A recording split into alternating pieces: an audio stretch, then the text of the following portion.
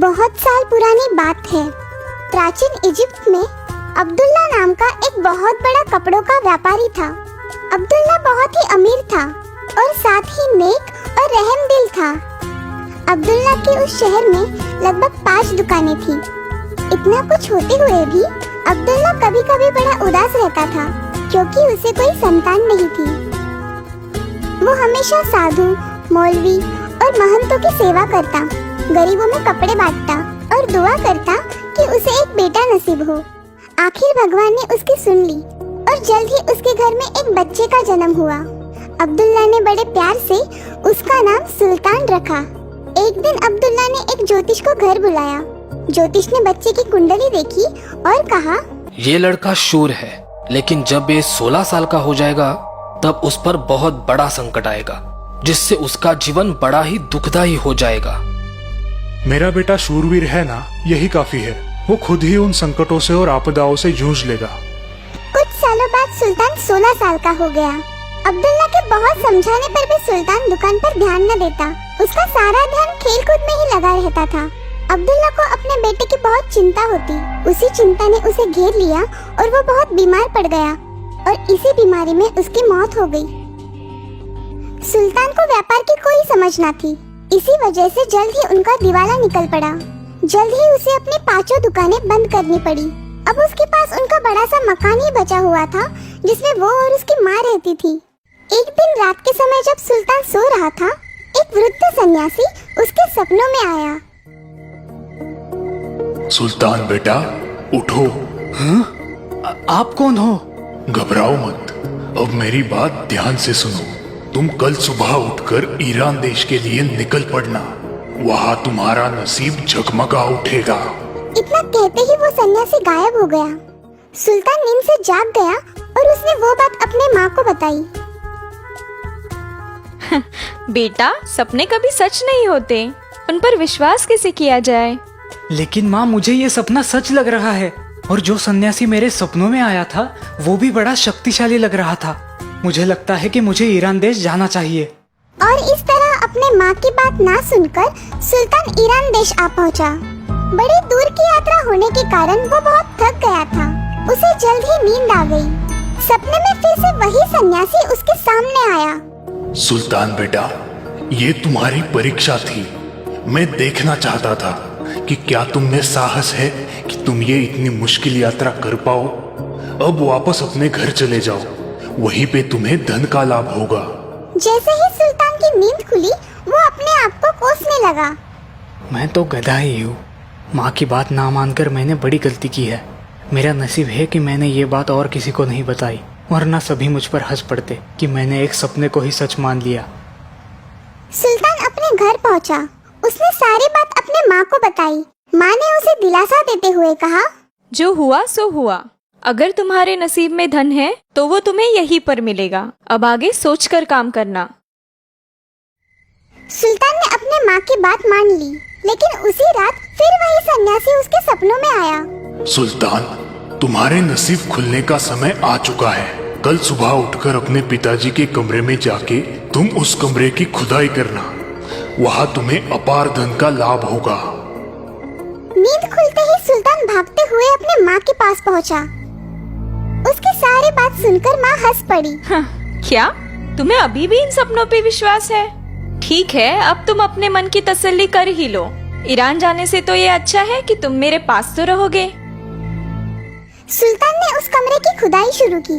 बहुत देर तक खुदाई करने के बाद उसे लगने लगा कि उसने फिर से कोई बेवकूफी की है। इतना बड़ा पत्थर!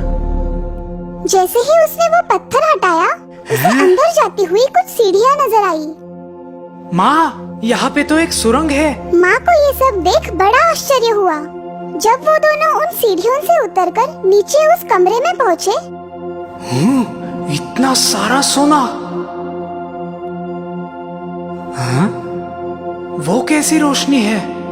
जब वे दोनों उस कमरे में पहुँचे, उन्हें वहाँ पे 8 बड़ी मूर्तियाँ नजर आई। हाँ? इतनी सारी सोने की मूर्तियाँ, और इनमें तो हीरे जड़े हैं। माँ और सुल्तान दोनों को बड़ा आनंद हुआ, लेकिन तभी एक बात सुल्तान को नजर आई। माँ, यहाँ पे एक मूर्ति कम है। 8 मूर्तियाँ सोने की थाली पर खड़ी है, लेकिन जरा देखो, यहाँ पर एक थाली खाली है। उस थाली पर कुछ लिखा हुआ था। सुल्तान उसे पढ़ने लगा। बधाई हो बेटा, ये 8 मूर्तियाँ और ये धन तुम्हारा है, लेकिन इन 8 मूर्तियों से भी ज्यादा मूल्यवान और बेहद सुंदर मूर्ति अगर तुम्हें हासिल करनी है तो तुम्हें बगदाद जाना पड़ेगा, जहाँ पे मेरा एक पुराना दोस्त मुबारक तुम्हें वो मूर्ति खोज निकालने के लिए मदद करेगा। सिर्फ वही एक आदमी है जो तुम्हें मदद कर सकता है। माँ, मुझे वो 9वीं मूर्ति हासिल करनी है। आप मुझे बगदाद जाने की इजाजत दीजिए। मैं अब तुम्हें नहीं रोकूंगी सुल्तान, तुम पर अल्लाह की मर्जी है, वो तुम्हें कामयाबी दे। इस तरह जहाज से सफर कर सुल्तान अब बगदाद आ पहुंचा। मुबारक बगदाद का एक नामचीन व्यापारी था। उसकी मसालों की दुकान थी। जब सुल्तान ने मुबारक को सारी बात बताई, तब मुबारक ने सुल्तान को गले लगाते हुए कहा, मुझे यकीन था कि एक ना एक दिन तुम मेरे पास जरूर आओगे। तुम बड़े ही होनहार और काबिल बेटे हो। मैं तुम्हें वो 9वीं मूर्ति ढूंढने में जरूर मदद करूंगा। हम कल ही उस मूर्ति की खोज के लिए निकल पड़ेंगे।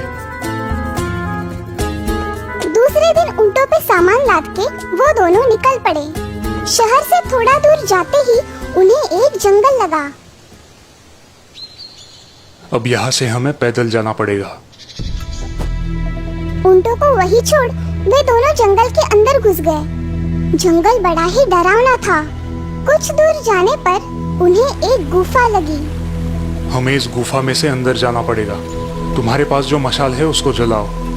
दोनों ने अपनी पोतड़ी में से मशाले निकालकर उन्हें जलाया और उस रोशनी के सहारे वे आगे बढ़ने लगे। उस गुफा के अंदर एक तालाब था। तालाब के किनारे पर एक छोटी सी नाव बंधी हुई थी। अपनी मशाल बुझाओ और जब तक इस नाव में से हम ये तालाब पार नहीं करते, अपने मुंह में से एक भी शब्द मत निकालना, क्योंकि इस तालाब में पिशाच रहते हैं। अगर तुमने आवाज की तो वो तुम्हें निगल लेंगे।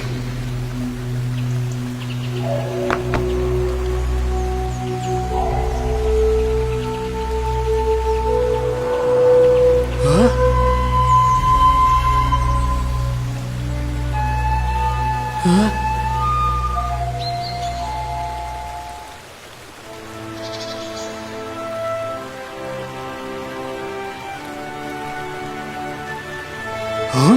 वो क्या है? वो राक्षसों के राजा का महल है।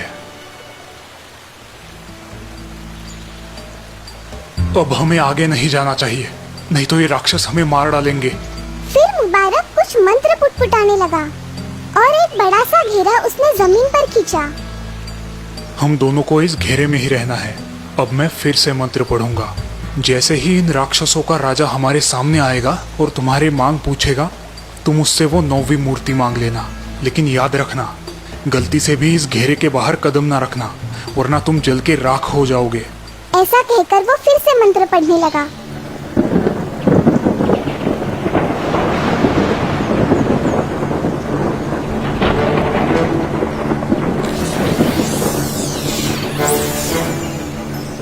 सुल्तान, आखिर तुम यहाँ तक आ ही पहुँचे। मैं ही वो वृद्ध सन्यासी हूँ जो तुम्हारे सपने में आता था। हाँ? मैंने ही तुम्हारे पिताजी को भी मदद की थी और तुम्हें भी करना चाहूंगा, लेकिन इसके बदले में तुम्हें मेरा एक काम करना पड़ेगा। जी हाँ हुजूर, आप जो भी कहोगे मैं करूँगा, लेकिन वो 9वीं मूर्ति आप मुझे दिलवा दीजिए। जरूर जरूर, लेकिन उस 9वीं मूर्ति के बदले तुम्हें मेरे लिए एक बड़ी ही खूबसूरत लड़की लानी पड़ेगी, जिससे मैं शादी कर सकूं। लेकिन याद रखना, वो लड़की ना कि सिर्फ खूबसूरत होनी चाहिए, बल्कि मन की सच्ची, दयालु और निष्कपट भी होनी चाहिए। हुजूर, मैं ऐसी लड़की तो ढूंढ लूं जो खूबसूरत है, मगर उसके दूसरे गुण मैं कैसे जान पाऊंगा? मुझे ये कैसे समझ आएगा कि वो मन की सच्ची और निष्कपट है? मैं तुम्हें एक आईना देता हूँ, जिसमें झांकते ही वो आईना हंसने लगे तो जान लेना कि वही लड़की निष्कपट और मन की सच्ची है। तुम उसे मेरे पास ले आना, उसमें गलती मत करना, वरना मैं तुम्हारा सारा धन छीन लूंगा। ऐसा कहकर एक बड़ा ही खूबसूरत सा आईना उसने सुल्तान को भेंट दे दिया। फिर मुबारक और सुल्तान नाव में से वापस आए। सुल्तान अब सोच में पड़ गया कि आखिर ऐसी लड़की उसे कहाँ मिलेगी। सुल्तान, तुम्हारी उलझन का हल मेरे पास है। बगदाद शहर में एक से बढ़कर एक बड़ी खूबसूरत लड़कियां हैं। हम ऐलान करके हमारे महल पर उन लड़कियों के लिए एक बड़ी दावत रखेंगे और एक एक कर उन सभी लड़कियों को उस आईने के सामने लाएंगे।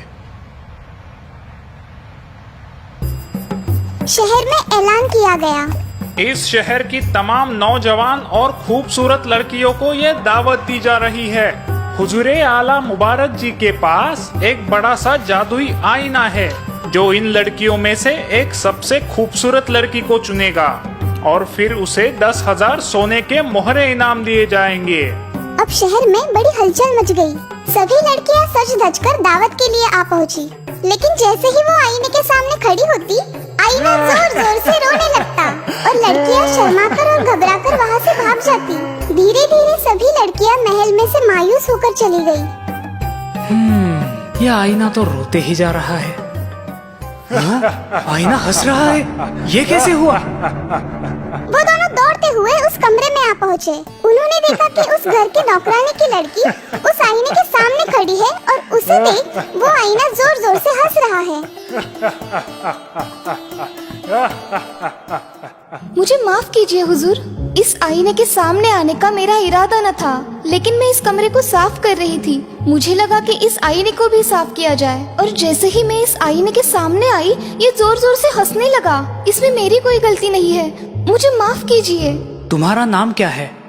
जुबैदा, मैं यहाँ की नौकरानी नफीजा की बेटी हूँ। सुल्तान, बेटा जिसे हम ढूंढ रहे थे वो तो हमारे पास ही थी।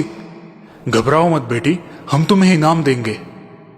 जुबैदा की माँ को बुलाकर उसे सारी बात समझाई गई। जुबैदा उनके साथ चलने के लिए तैयार हुई, लेकिन जुबैदा को इस बात का पता न था कि वो उसे एक राक्षस को सौंपने वाले हैं।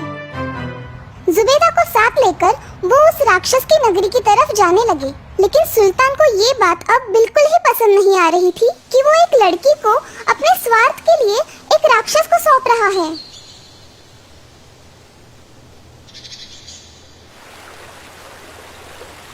तुम बड़े ही परेशान दिखाई दे रहे हो।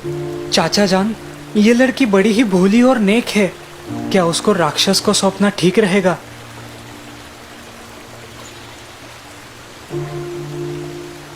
वो हमारी गुलाम है, हम उसे जरूर बेच सकते हैं।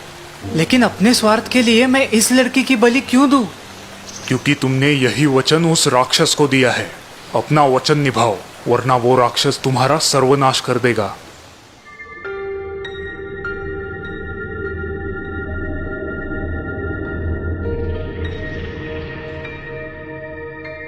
सुल्तान को ये बात सहन न हो पाई और वो रोने लगा। जब जुबैदा को इस बात का पता चला, तब उसने सुल्तान को समझाया कि इसमें उनकी कोई गलती नहीं है और वो खुद उस राक्षस से शादी करने के लिए तैयार है।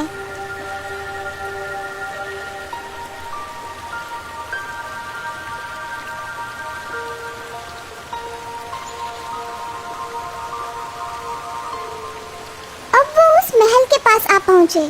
मुबारक ने मंत्र पढ़े और राक्षसों का राजा उनके सामने आ खड़ा हुआ। सुल्तान, तुमने अपना वचन पूरा किया। मैं तुम पे बड़ा ही खुश हूँ। अब घर वापस जाओ, तुम्हें वो 9वीं सबसे मूल्यवान मूर्ति मिल जाएगी। सुल्तान ने जुबैदा को उस राक्षस को सौंपा। सुल्तान बड़ा ही मायूस होकर घर लौट आया।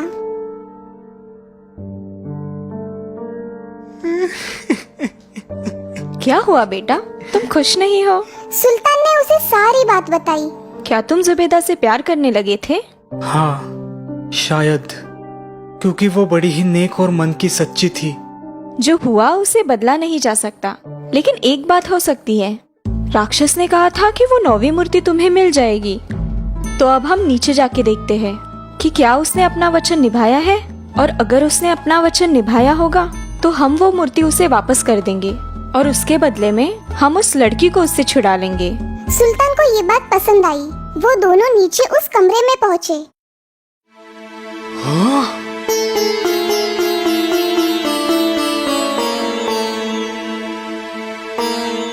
मालिक, वो नौवीं मूर्ति मैं ही हूँ जिसे उस राक्षस ने आपको भेंट स्वरूप दिया है। जुबैदा को वहाँ पाकर सुल्तान को बड़ा हर्ष हुआ।